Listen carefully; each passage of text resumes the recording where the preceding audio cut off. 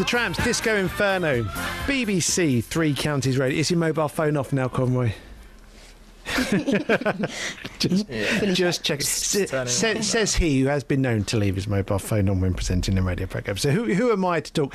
Michelle Crook's in the studio. Michelle founded Reactiv8, which is spelled reactive and then 8 on the end, which is a programme, an organisation that tries to help young people who've maybe just gone down the wrong path slightly. Conroy Downer, currently a boxer and also runs a building company, and you're one of the mentors for Reactiv8. And Charlene Ellis as well, who's benefited from one of the Reactiv8 programmes. Charlene, let's talk about your story a little bit. You've just served a period of time in prison. How long did you serve and what was it for? It was for violence, for fighting, and about 3 years, just over 3 years. I just went down the wrong path when I was younger, was into gangs and fighting and the fast life, and then got myself in lots of trouble. And as it went on, I bumped into Michelle and John Reynolds, and they gave me an ultimatum, basically do the course and they can help me set up my own business. And John took me under his wing and showed me the way to become an entrepreneur, showed me to do it. Just going back briefly to what you ended up in jail for, without sort of giving a how to end up in jail and without glorifying it, one of the things I've often wondered is how easy it is to actually get into a fight, and how easy it is to be violent, and how easy it is to, whether it's brandish a knife or brandish a firearm, and I've often thought that it is actually just too easy. When you were in that fight that got you into jail, was it just too easy to get into it? No, I put myself in a high-risk situation, first and foremost, which was the alcohol.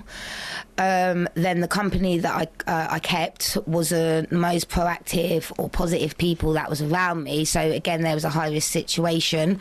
I got into an argument, which then I took a blow to my head, which made me semi-conscious. So I wasn't actually in full control of my actions. You called this, is it the boxer's blow? The boxer's effect. Well, what is that, Conroy? So you sort of what happens, Charlene?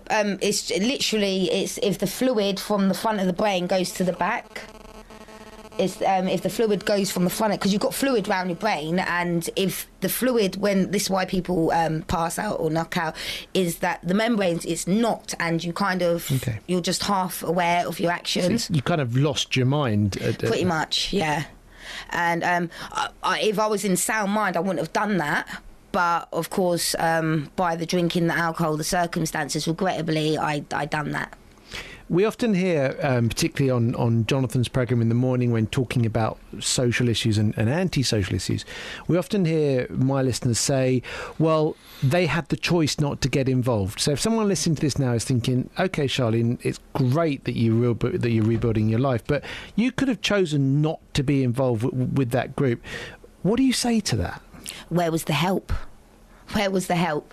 Where was the help? Because when I was 15, there was no help. I asked for help. I went to certain organisations. I begged for help. I cried for help. No one would help me because I recognised I had a problem. So the door was slammed. As I've got older, I've learnt to deal with my own issues, look at life a bit differently, and kind of just keep going. I've had, I was brought up in a good home and whatever else, but the actual side of it was the street. When you go out that front door, what people, as Michelle was saying, putting you in boxes, what people actually think of you, and you live up to that expectation, and it's very hard to come away from that because there's nothing actually to do. And this is why Reactiv8 is who we are now. It's, we're trying to work together, get the community together, so everyone works in harmony, so we can all move forward, because people are killing each other and everything. The moment reality strikes where you're in the dock, I'm lucky I've never been in a dock. It must be one of the scariest places to be. Are you not so sure? But the moment the reality strikes and the judge says you're going to go to jail for 3.5 years, what are you thinking at that moment? To be honest, it didn't hit me in that dock. I think it hit me on my first night when I actually went into the jail and I sat there on the bed, because all you get is a bed, a sink and a toilet, nothing else. And you sit there and it's like your whole you're wondering what's happening outside, and that's where you see who your friends are and who are not your friends, and you kind of start to slow down and you're seeing reality for what it is, and you kind of see why you're in that situation. At which point, when you're slowing down, at which point over the subsequent period of time that you were behind bars, did you think, do you know what, I'm going away from that, I am going to change, I'm going to make a difference and do things differently? Was there a moment you can remember? To be honest, I've always fought it. I've always fought it, but I just never had guidance. I never knew how to do it or what to do. And this is why Reactiv8 and John and MFT has really helped me come together, because then all my thoughts and everything I can put to them, and they'll say, well, no, look at it like this. And it kind of made me look at life totally different. One of the things that Michelle, that my wife says about her children that she's the counsellor for at the school, is they're all incredibly self-aware. They're bright as a button. Absolutely. And those that we write off because perhaps they don't fit the academic mould, they're still bright as a button. They're often hyper-aware, hyper-vigilant, perhaps because of the environments that they've come out of. And what I heard there from Charlene was a lot of self-awareness, that even at age 14, age 15, Charlene was saying, I want help, can you help me? It must break your heart when you hear a story like that and you think that Charlene could have saved 3.5 years of her life if she'd been able to connect with the right people when she had the self-awareness and the wherewithal to say, help. Yeah, I think that kind of inspired me, and that's why I kind of got out of mainstream education, because I saw too many people drop out of mainstream education where one size doesn't fit all. And so Reactiv8 was set up as an alternative education provision for those where, they're not academic, they struggle with education, they don't fit in that kind of one box. So hence Reactiv8 was born. I wanted to help those people who did struggle. Talking about Reactiv8 here on BBC Three Counties Radio, Michelle, who created the programme, Charlene, who is very much benefiting from it, and you, Conroy, you're a mentor. Now, we've used this phrase quite a bit so far in this discussion about going down the wrong path, and you came close to going down it, didn't you? But didn't. Is that a fair assessment? Kind of. I've got a lot of, my friends actually are a really good bunch of guys, and, we're all ambitious and driven, but also we had the other side, and, where we get caught up in stuff that we didn't want to be around, but because of the peer pressure and, the people around as well, you have to live up to certain expectations. So, but I was kind of headstrong to know that I wanted to, have a better life for myself, and, having a father who actually inspires me as well. To kind of help. And I think a lot of the young lads out there now don't have that. They don't have that male figure in their life, to say, no, don't do that, this is what you're meant to do. So, yeah.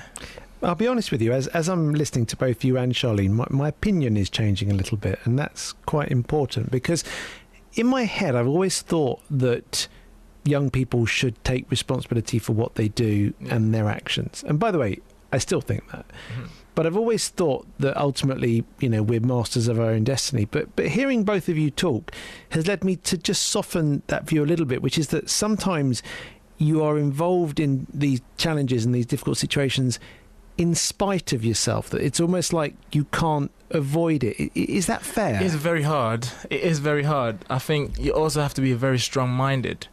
I think that's one of the key things. And I think some of the young people nowadays, it starts from in school as well. I'll go back to that as well. It starts from in school. It's what they learn in school, what's been told to them in school. The ones that are not as good as, the other one who was more academic, and the ones who are not. And the ones that... Yeah, you've got different labels. We're back to the question of labels, aren't we, Michelle? We are, yeah. Insofar as when you label children, young people at a young age, they're going to live that label, and absolutely, it'll be the damage it does, because what you think about, you become about, and what people tell you, you kind of live up to that expectation, as Charlene mentioned earlier. Conroy, as a mentor, what do you do at Reactiv8? Well, I just try to use my experience and my boxing experience to try and help the lads, to show them that it is hard work to make a change in your life. It's not going to be easy, but you can do it. You just have to believe in yourself. And of course, boxing is a very respectful discipline. Very respectful sport. You know, the nicest people I think you meet is boxers. We're so disciplined, and you know. He would say that. I love the way you're laughing at that. That's how I do. I think it's a brilliant program, and both of you, Conroy and Charlene, are inspirational examples of what it does. And I'm going to hold you back just for a little bit, because I want to give you the chance to give my listeners an idea of where they can find you and how they can perhaps get involved as well. You know, just hearing both Conroy and Charlene talk there, it's just a reminder to me as a father as to the challenges that lie ahead for me as a dad, and how no matter what we do sometimes as parents, we just can't always help our children. It's a tiny weeny bit scary. Here's Van Morrison.